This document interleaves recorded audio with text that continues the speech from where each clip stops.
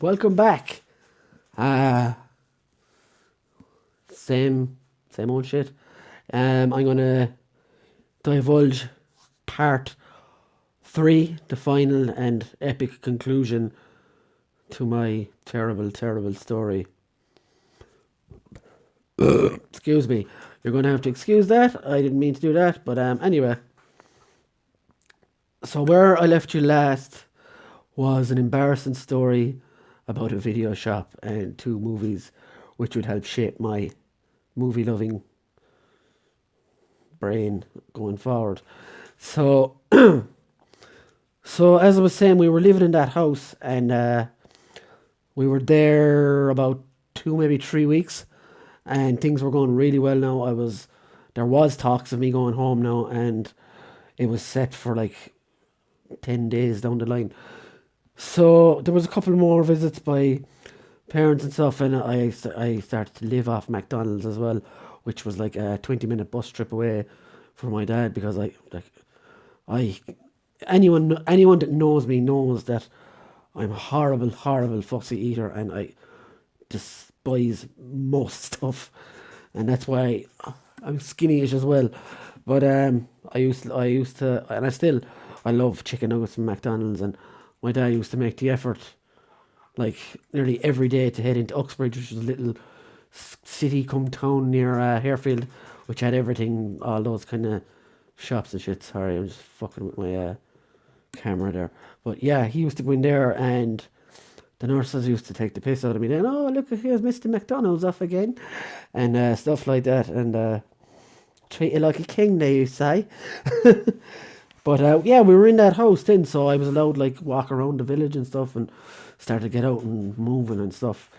And I was really like banging to get home. So eventually, what happened then was my granduncle died. I think it was 2 or 3 weeks, 2 or 3 weeks, a week maybe. I don't know. Before I got home, and that was really tough for my mother, because she never got to see her uncle again. But before we left, and my dad, who had gone home on the plane a couple of weeks beforehand for the car, to come back with the car so he could drive me around now and stuff. Got to see him once more, and yeah, so I'm sure that that story will be better detailed from someone else who was at home at the time. So yeah, so onto the day I was coming home was on the way, and this is tough for me to tell, kind of, because as how do I even put this?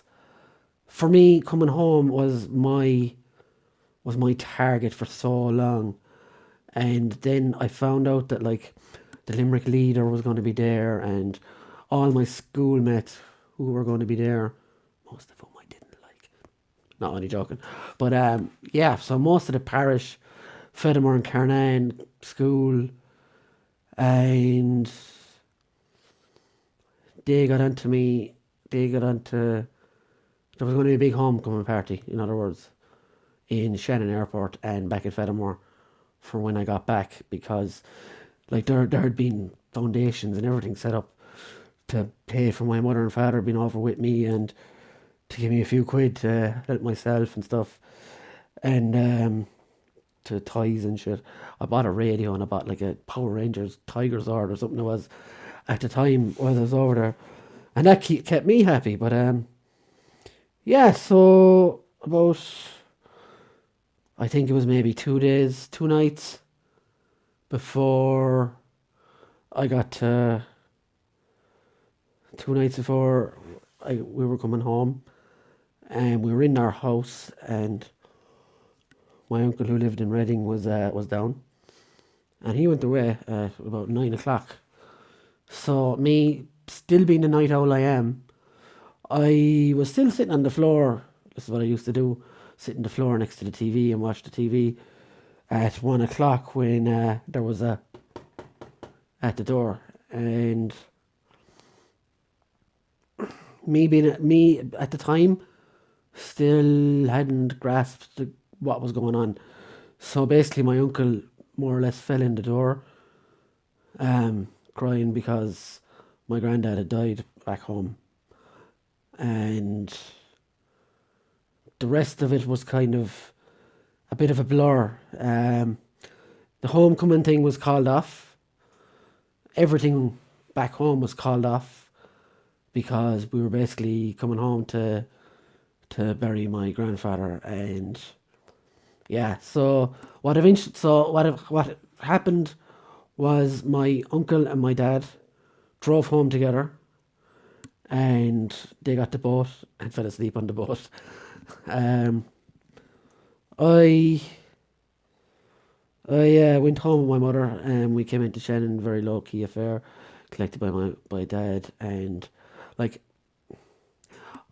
I don't know how I was feeling. Right, in some selfish part of my mind, I was thinking, oh, I'm going to miss the homecoming completely, flying over my head that my grandfather had died, and I wouldn't see him again. So we came home to that, and we went through that, and that wasn't nice. And after that, it kind of died down a bit. Pardon the word usage there. I don't know what came over me. There was stuff with Limerick Leader. They came out. They interviewed me and my father and stuff. The Sun came out as well, or the Daily Star came out and got in touch with me as well. I got a new dog we call Max because I'd fallen in love with my uncle's dog in England whilst I was over. Because he used to come down every day and show me pictures of her, and I always wanted a black cocker spaniel. That's what he was. So the Daily Star came out and took pictures after we'd gotten the puppy and everything, and that picture's still hanging in my mother's kitchen, actually, of me with the dog and the soccer ball. So after that, we went back and forth to England for a good maybe 6 7 years, longer maybe. It was initially every 8 weeks, then it went out to 3 months, then it went out to 6 months, and then it went out to a year, and then here all Harefield stuff I think was transferred to Brompton, the Royal Brompton Hospital in London. So eventually the time came where we were switched to the Mater in Dublin,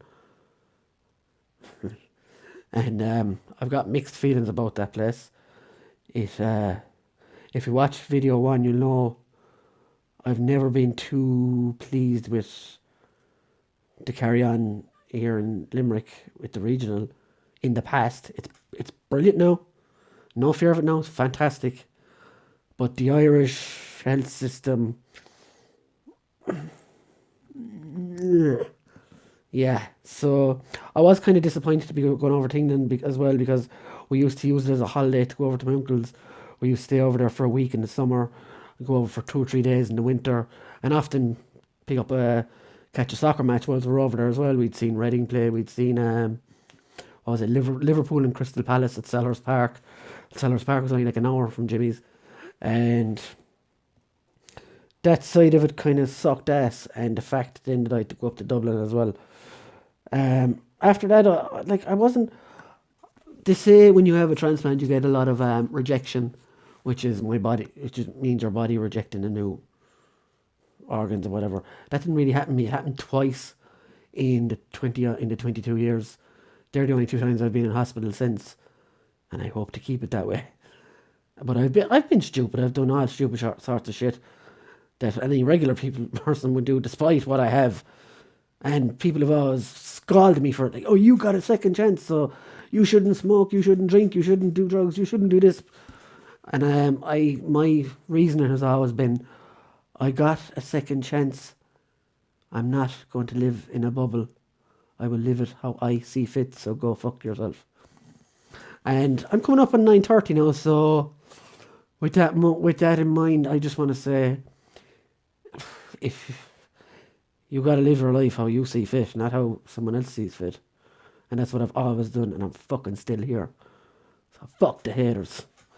And with that, I just want to say again, if my stories entertained you, share the page, subscribe it to it. I probably will talk about other festivals for us in the future, but I'm going to give this a break now for a while because it's boring talking about this stuff because I've lived it, so I don't want to be talking about it. But yeah, so go on. Catch you later, sexy bastard, G.